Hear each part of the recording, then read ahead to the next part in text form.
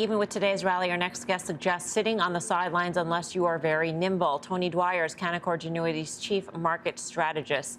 Sitting on the sidelines, Tony, and you say until the Fed changes course or there's a policy change, what does that mean? Till they're done tightening, until they say 100 points is on the table? I mean, what does it mean? Well, Mel, there's a huge difference between what a bottom is versus the bottom. A bottom can come from what we're seeing, a little bit an extreme oversold condition with high pessimism, the perception that the Fed may be discounted in the marketplace, and you still have some okay economic data. That allows you for a rally after that initial whoosh that you get in a Fed-driven, fear-based, precipitous decline. So as you know, Mel, I think it's a lot like 1994, 2000, or even 2018, where you get the Fed comes out much more aggressive than anybody expects, and you just get this powerful thumping in the market, and liquidity kind of disappears, not just in the market, but just in the overall economy. You get a bounce back. That bounce back comes from, again, the oversold condition and the perception that maybe it's gotten too extreme with the Fed expectations. And then you get what I'm going to call the fall, which is the economic reality of what happens when you withdraw so much money. So what does the bottom look like to you, Tony?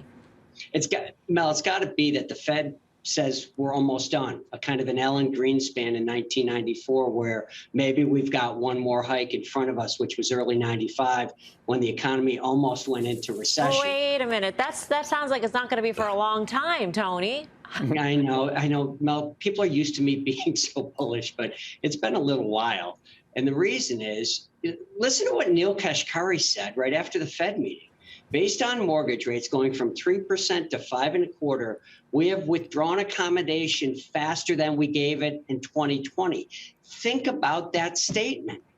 Now, my position here on a bottom is, do you sell it down 30? You know, as the team talked about and Karen appropriately talked about, with JP Morgan, it's down 33%. Is that the time to sell it?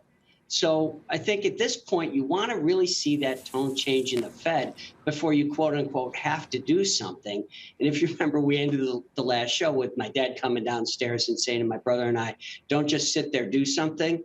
And our mantra this whole year has been, don't just do something, sit there. You don't have to get in on the next downtick thinking it's the low if it's just a low. Tony, it's Karen. Thanks for being on. So you said until the Fed stops, what would make them stop, do you think? Is it an actual rate? Is it inflation coming in? Is the economy falling apart? What is it? I think it's inflation expectations, Karen. I mean, it's kind of interesting when you look at the Conference Board CEO confidence survey that came out on the 18th. I don't think on a year-over-year basis it's ever been as bad as it was. It's the worst since a real recession level. If you look at the University of Michigan Consumer Confidence Survey, it's horrific. So I think they're going to incorporate some of that into it. Listen, what Kashkari said, I think is really important. When you give trillions of dollars and everybody starts to spend like it's always going to be there, and then you take it away, there's some disruption. And you only know how much in hindsight. So that's when we use our tactical indicators to figure out if near term it's enough. But ultimately, it's got to be inflation expectations. Once they start coming down, which, by the way, has happened to some degree, once they come down in earnest and the Fed believes that they've gone far enough on the inflation data, then you're going to be able to get that real turn. Tony, great to see you. Thank you. Tony Dwyer, Canaccord Genuity. Yeah, there's been a rollover in inflation expectations. Maybe it's also because people are thinking that a recession is being priced into. I mean, there's another way to look at that. It's good news, but it's bad news, too. I think in finished goods, we're seeing maybe some plateauing. I don't think we've seen it in energy, and I think that's going to feed through, and I think that's deadly for the consumer. And I don't think we've seen it at all, really, in labor and services, which is very, very sticky. We're going to get Fed minutes this week. We're going to get some sense of really where the Fed is. So Wednesday's, I think, kind of a big day. The way we've been digesting every bit of the Fed, we had the dollar that was over 1% weaker, is 3% weaker from its highs. I think it's telling you a couple things. One, first of all, maybe the ECB is finally getting some religion. It might tell you that some people think that the Fed can't be as aggressive as they thought. It's all reason to buy gold, but inflation is not going away quickly.